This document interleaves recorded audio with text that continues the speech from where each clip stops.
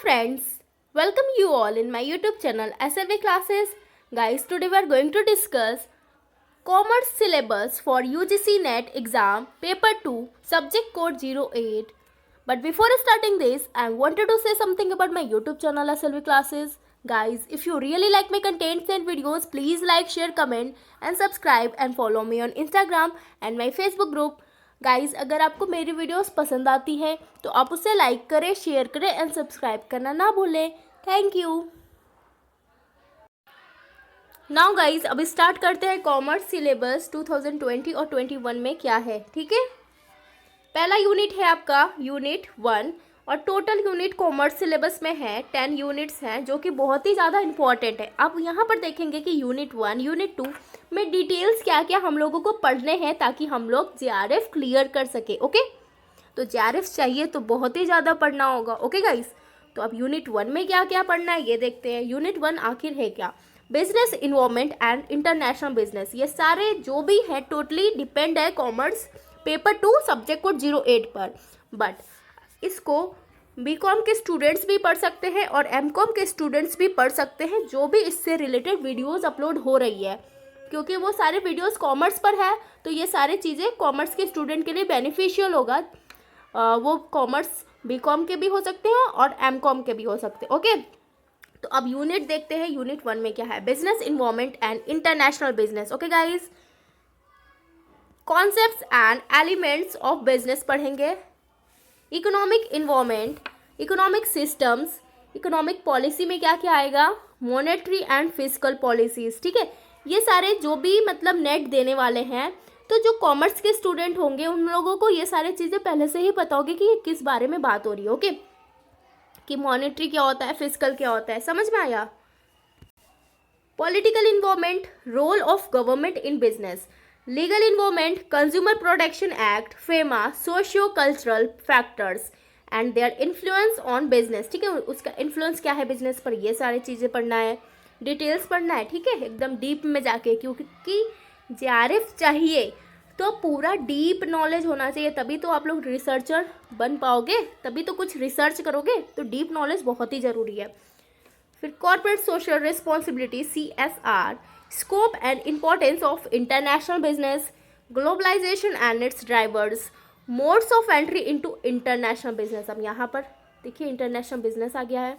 Theories of international trade, government interventions in international trade, tariff and non tariff barriers, India's foreign trade policy, foreign direct investment FDI and foreign portfolio investment FPI, types of FDI, cost and benefits of FDI to home and host countries, trends in FDI, India's FDI policy, balance of payment यानी BPO.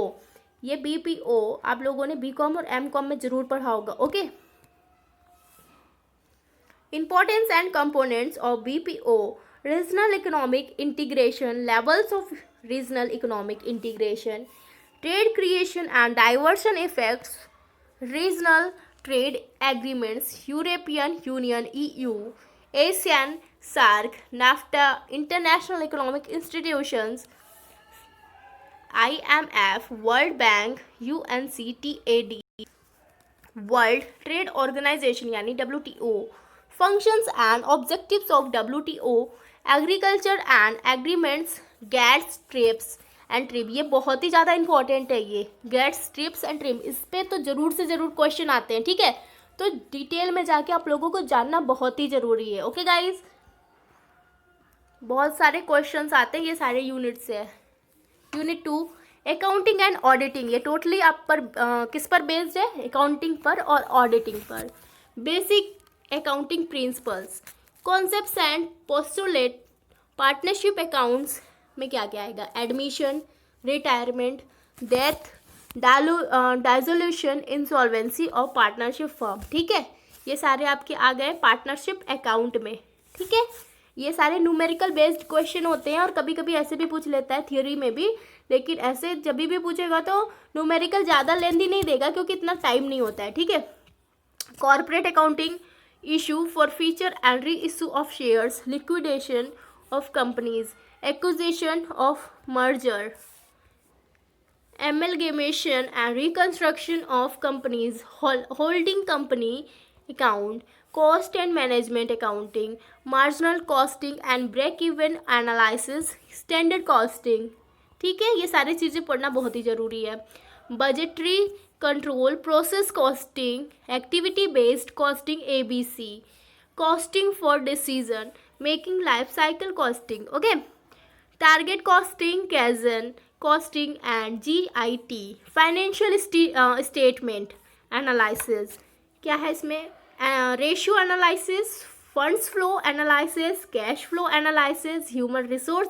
Guys, आप लोगों ने class 11 से commerce में ये सब चीज़ें पढ़ी होगी, बेसिक्स. ठीक है, तो उसी को रिमेंबर कीजिए और सोचिए कि सारी चीज़ें की बेसिक्स क्या है, वही चीज़ें आती है. और इसमें क्या होता है, नेट और JRF के लिए डिटेल्स हम लोगों को जानना होता है. तो जब बेसिक पता होगा तभी तो हम लोग डीप में जाएंगे. ठीक है, तो जो 11 से पढ़ रहे हैं आप लोग कॉमर्स, वो सारी चीज़ आप लोग याद कीजिए और उसे समझिए और उसके बेसिक्स को, क्योंकि इसको करने के लिए हम लोगों को बेसिक्स पता होना बहुत ही ज़रूरी है. जैसे अकाउंट्स है तो जर्नल एंट्री ही नहीं पता होगी तो आगे की एंट्रीज कैसे होगी. ठीक है, human resource accounting, inflation accounting, environmental accounting, Indian accounting standards and IFRS auditing, independent financial audit watching, verification and valuation of assets and liabilities, audit of financial statements and audit report, cost audit, recent trends in auditing, management audit, energy audit and environment audit, system audit and safety audit. ये रहा आपका unit 2. अब देखते हैं guys unit 3 क्या है. Business economics, meaning and scope of business economic. ठीक है, बिजनेस इकोनॉमिक क्या है, उसकी मीनिंग क्या है, स्कोप क्या है, ये जानेंगे इसमें. उसकी ऑब्जेक्टिव्स क्या है. ठीक है, demands analysis, law of demand, elasticity of demand and it's measurement. ये सब भी आप लोग BCom MCom में जरूर पढ़े होंगे. Relationship between AR and MR, consumer behaviour, utility analysis, indifference curve analysis, law of variable propositions, law of return to scale, theory of cost, short run and long run cost curve, price determinations under different market forms, perfect competition, monopolistic competition, oligopoly, price leadership model, monopoly, price discrimination, pricing strategies, price skimming, price penetration, peak load pricing. ठीक है, अब आते हैं unit 4 में. Business finance में क्या आएगा. Scope and source of finance, lease financing cost, capital and time value of money, capital structure, capital budgeting decisions, conventional and scientific techniques of capital budgeting analysis, working capital management, dividend decisions, theories and policies, risk and return analysis, assets securitization, international monetary system, foreign exchange management, exchange rate risk and hedging techniques, international financial markets and instrument, euro currency, GDRs and ADRs, international arbitrage, multinational capital budgeting. ये आपके unit 4 के हो गए. अब unit 5 में आप लोगों को पढ़ना है business statistics and research model. ये जो है रिसर्च मॉडल और स्टैटिस्टिक्स, ये आपके रिसर्च मैथडोलॉजी एक आएगा आपका जनरल पेपर 1 में. ठीक है, टीचिंग एप्टीट्यूड के बारे में रिसर्च एप्टीट्यूड आता है आपका. ठीक है, उसमें रिसर्च मैथडोलॉजी के बारे में टोटली रहता है, तो ये आपको बहुत ही ज़्यादा इसमें बताया जाएगा. ठीक है, तो इससे ये बेनिफिट हो गया कि इसको पढ़ने से आपको ये होगा कि आपका पेपर 1 का भी तैयारी हो जाएगा, साथ साथ में पेपर 2 भी कंप्लीट हो जाएगा. ओके गाइज, तो इसमें क्या पढ़ना है. Measures of central tendency, measures of dispersion, measures of skewness, correlation and regression of 2 variables, probability, approaches to probability, Bayes theorem, probability distributions, binomial, Poisson and normal distributions. Research में क्या है. Concepts and types of research design, data collection and classification of data, then estimation में क्या है, concepts आएगा, methods of sampling, probability and non probability methods, sampling distribution, central limit theorem, standard error, statistical estimation, hypothesis testing. Hypothesis testing में क्या आ रहा है देखिए, T test, Z test, T test, ANOVA, chi square test, Mann Whitney test, इसको U test बोलते हैं, Kruskal Wallis test यानी एच टेस्ट बोलते हैं, रैंक कोरिलेशन टेस्ट और रिपोर्ट राइटिंग। ये आपके यूनिट 5 के हैं। यूनिट 5 जो है वो पेपर 1 में भी आपको हेल्प करेगा, ठीक है, रिसर्च मैथोडोलॉजी में। Now come to unit 6, business management and human resource management में क्या पढ़ना है, principles and functions of management, organization structure, formal and informal organizations, span of control, responsibilities and authority, delegation of authority and decentralization, motivation and leadership, concepts and theories, corporate governance and business ethics, human resource management concept, role and functions of HRM, human resource planning, recruitment and selection, training and development, succession planning, compensation management, job evaluation, incentives and fringe benefits, performance appraisal including 360 degree, ठीक है, 360 degree क्या है ये भी जानेंगे। फिर performance appraisal, collective bargaining and workers participation in management, personality में क्या आएगा आपका, perception, attitude, emotions, group dynamics, power politics, conflict and negotiation, stress management, organisational culture, organisation development and organisational change, ठीक है, ये सब आ गए आपके यूनिट 6 के।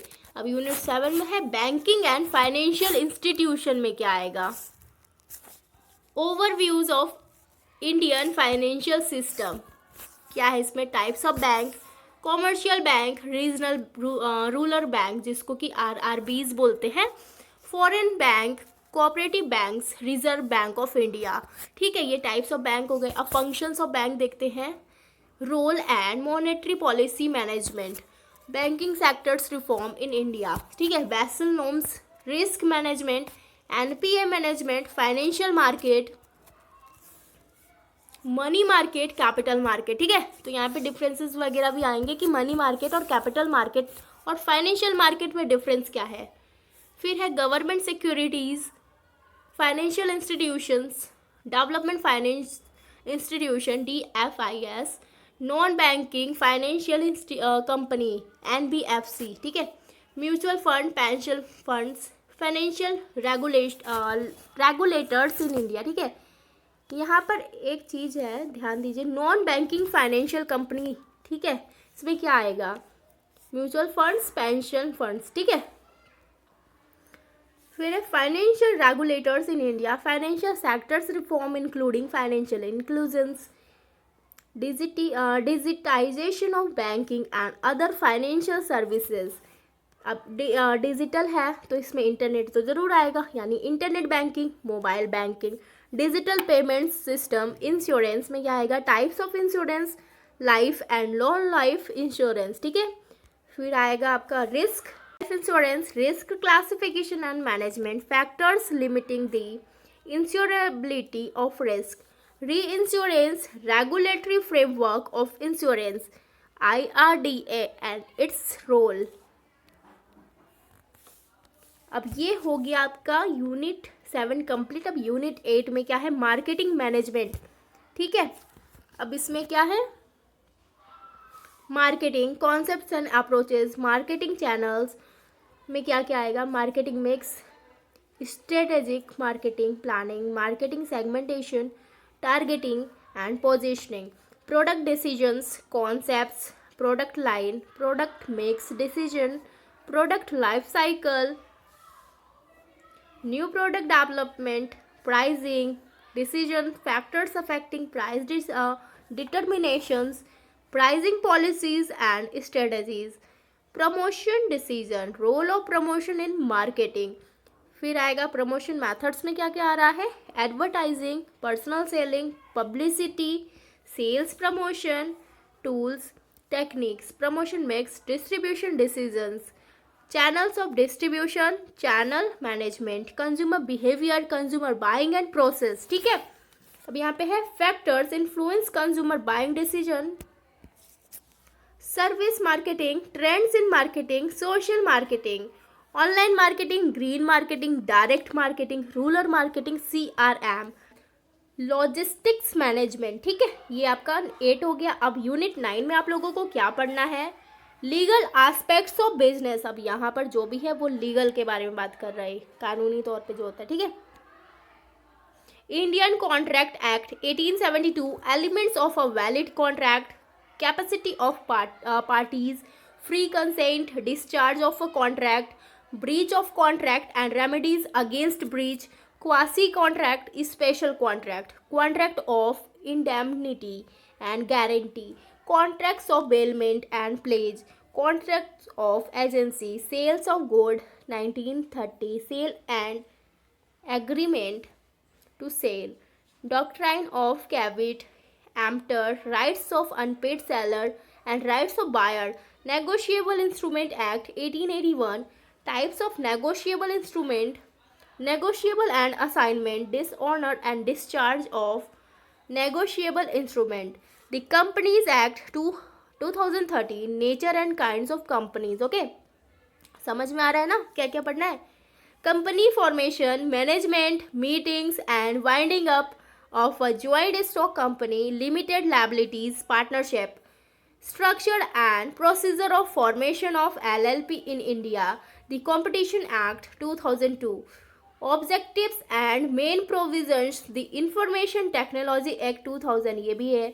उसका क्या आएगा, ऑब्जेक्टिव पढ़ना है आप लोगों को, मेन प्रोविजंस पढ़ना है। ठीक है, इसमें आपका आ जाएगा साइबर क्राइम एंड पेनल्टीज। ठीक है, ये बहुत ही इंपॉर्टेंट है कि साइबर क्राइम और पेनल्टीज़ में क्या क्या है, कितने पेनल्टीज़ देने पड़ते हैं अगर कोई भी जुर्म कर रहा है, साइबर क्राइम कर रहा है। ठीक है, the RTI act 2005, objectives and main provisions, intellectual property rights, IPR, patents, trademarks and copyrights, emerging issues in intellectual property goods and services tax, GST बोलते हैं, objectives and main provisions, benefits of GST, implementations, mechanism, working of dual GST। ठीक है, ये सारे आपके हो गए legal जो यूनिट 9 है। अब यूनिट 10 है income tax and corporate tax planning. ये बहुत ही ज़्यादा इंपॉर्टेंट टॉपिक है, बहुत ही ज़्यादा इंपॉर्टेंट यूनिट है, तो इसे बहुत ध्यान से देखिए।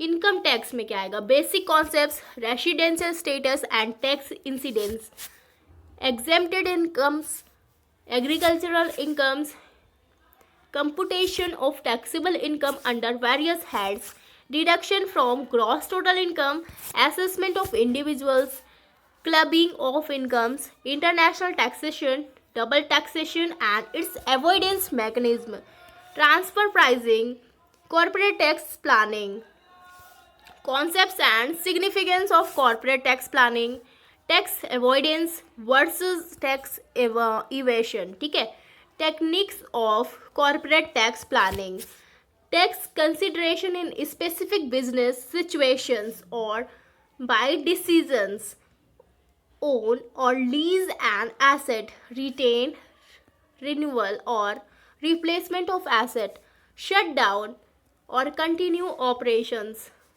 deduction and collection of tax at source, advance payment of tax, e-filing of income tax return। ठीक है, तो गाइज ये रहा आपका यूनिट 10। सो गाइज ये आपका लास्ट यूनिट था, unit 10 income tax and corporate tax planning. ठीक है, ये सारे यूनिट बहुत ही इंपॉर्टेंट है पेपर 2 के लिए, एंड पेपर 1 भी बहुत ही ज़्यादा इंपॉर्टेंट है, तो पेपर 1 के लिए भी मेरी वीडियोस देखते रहिए। और ये सारे सिलेबस टोटली बेस्ड है पेपर 2 पर, जो कि कॉमर्स के स्टूडेंट के लिए बेनिफिशियल है, और ये BCom के बच्चे भी पढ़ सकते हैं इसको, और MCom के स्टूडेंट्स भी पढ़ सकते हैं, जो भी वीडियोस मैं इससे रिलेटेड अपलोड करूँगी। ओके गाइज, समझ में आया? और अगर आपको मेरी वीडियोस पसंद आती है तो आप उसे लाइक करें, शेयर करें एंड सब्सक्राइब करना ना भूलें। Thank you.